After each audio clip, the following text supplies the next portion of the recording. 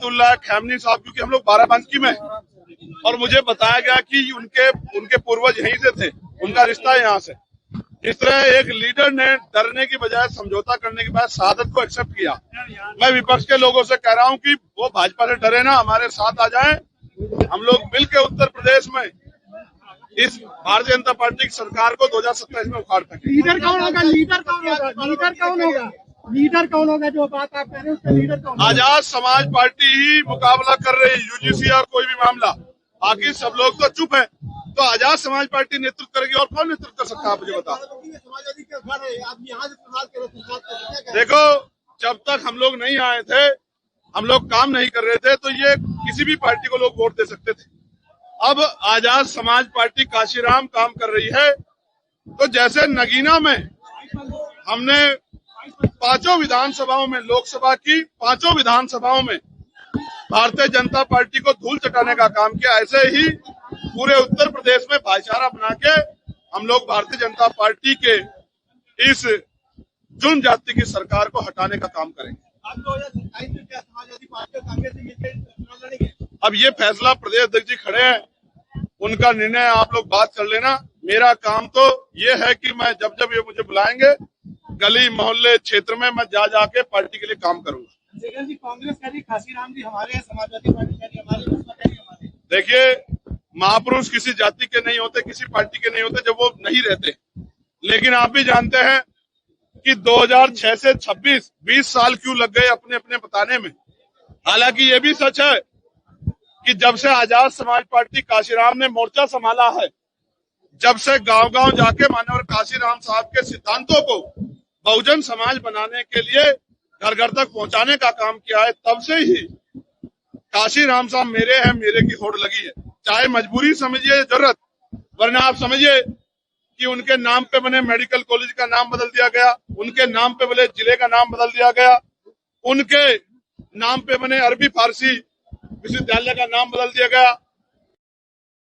जो छुट्टी थी उसको कैंसिल कर दिया गया और उनके संगठन बामसेब को तोड़ दिया गया।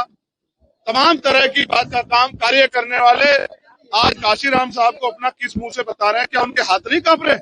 काशीराम साहब को माला चढ़ाते हुए जिन्होंने काशीराम साहब का भर के अपमान किया, नुकसान किया उनके आंदोलन का, आज वो काशीराम साहब को अपनाने की बात कर रहे हैं।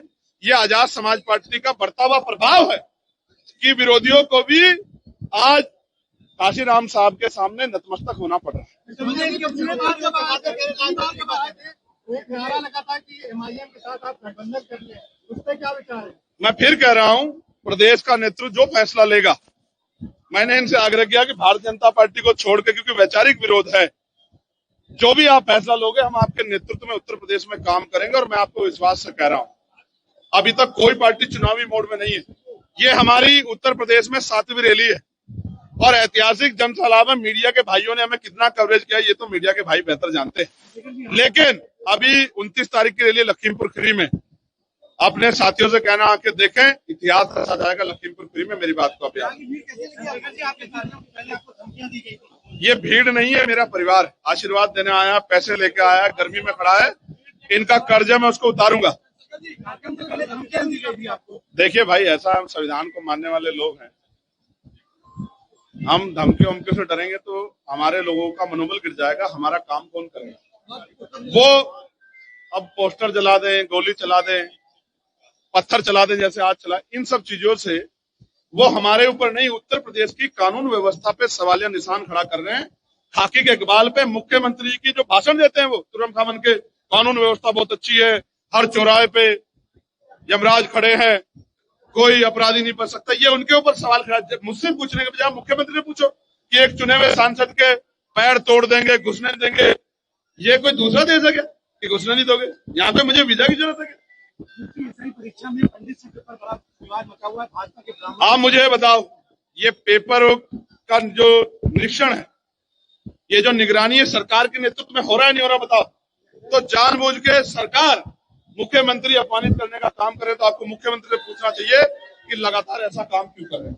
हालांकि मैं कहना चाहता हूं, यहाँ तो बहुजन समाज के लोग सदियों से अपमानित होते आ रहे हैं, वो अपमान शायद अपमान नहीं दिखता, सवाल अपमान हो जाता है। लेकिन यहाँ तो बहुजन समाज के लोगों की बहन बेटियों के साथ उत्तर प्रदेश में जुल्म जाती हो रही, कोई पूछने वाला नहीं।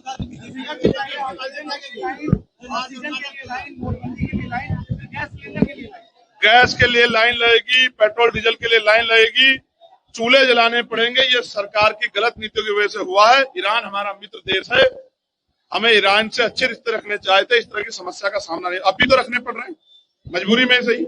हमें सही फैसले लेने चाहिए। सही अगर फॉरेन पॉलिसी होगी तो सब कुछ अच्छा होगा। धन्यवाद। आप ये देखिए, तमाम धर्मों के धार्मिक त्योहार होते हैं, वहां सड़कों पे भी तमाम आयोजन होते हैं, कोई पाबंदी नहीं होती। मैं कहना चाहता हूं, संविधान को मानने वाला व्यक्ति हूं, किसी धर्म के विरोध में नहीं हूं, किसी जाति के विरोध में नहीं हूं, लेकिन हक सबको धर्म पालन के लिए बराबरी का मिलना चाहिए, नहीं मिलना चाहिए, आप मुझे बताओ। तो फिर ये मुसलमानों के साथ दोहरा व्यवहार क्यों? इसका जवाब उत्तर प्रदेश सरकार को देना चाहिए। अधिकारी भाजपा नेताओं की भाषा क्यों बोल रहे हैं, इसका जवाब उत्तर प्रदेश सरकार को देना चाहिए। धन्यवाद।